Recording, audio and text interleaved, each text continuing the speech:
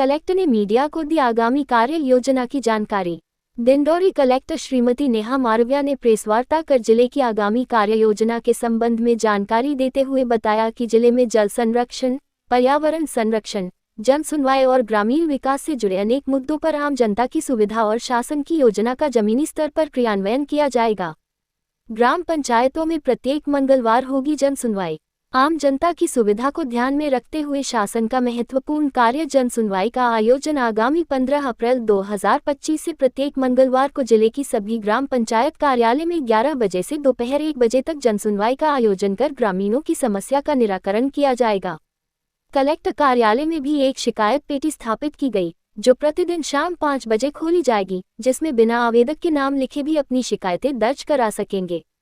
वहीं जल संरक्षण को लेकर प्रदेश सहित संपूर्ण जिले में भी जल गंगा संवर्धन अभियान संचालित किया जा रहा है।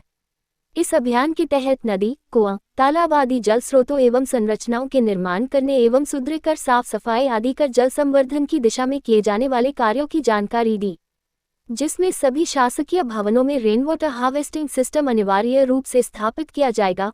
पेयजल संकट से निपटने हेतु नदियों, नालों, तालाबों, चेक डैम आदि पर विशेष ध्यान देने के साथ ही उद्यानिकी विभाग के माध्यम से ड्रॉप मोर क्रॉप योजना के तहत नर्सरी पौधों की उपलब्धता सुनिश्चित की जाएगी। वहीं पौधारोपण अभियान के अंतर्गत ग्राम पंचायतों व सड़कों के किनारे फलदार पौधे लगाए जाएंगे।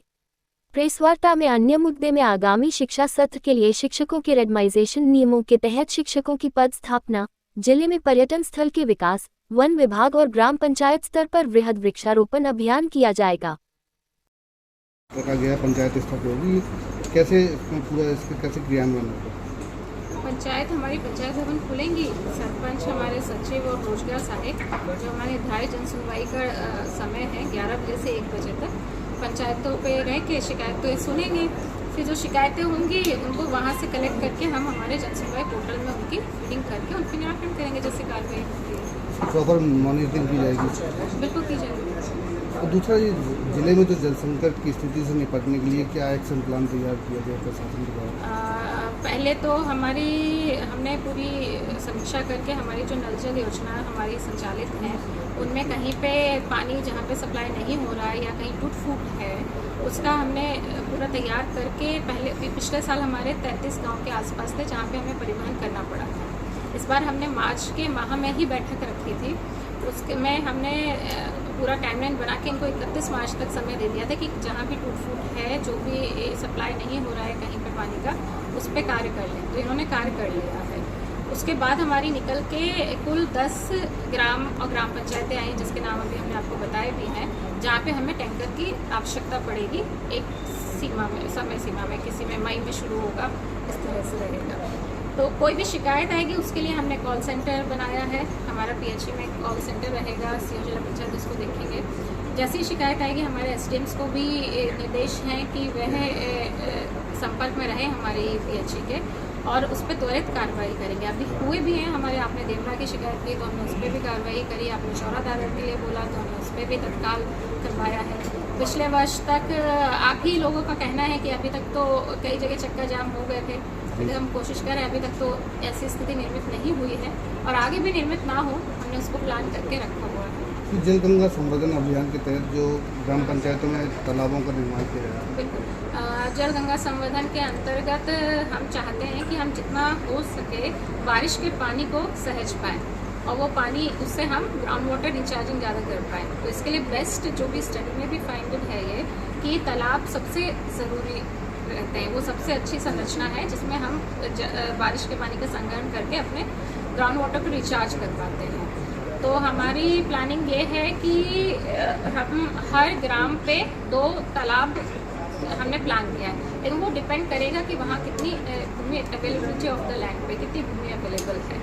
उसके लिए हमने प्लानिंग में पहले तो हम 15 अप्रैल तक पूरा हमारे ये चिन्हांकन हो जाएगा कि भाई कहाँ कितनी भूमि और एएस जारी हो जाएगी 15 अप्रैल तक। उसके बाद काम शुरू होगा तो 30 मई तक हमने टारगेट दे रखा है कि बारिश से पहले हमारे ये सारे मनरेगा के लेबर बजट के हिसाब से हमारे पूरे ये तालाब हमारे बन जाएँ 30 मई तक। एक विंडो रहेगी, मतलब 30 जून तक कोशिश हमारी यही रहेगी कि 30 मई तक हम कर लें।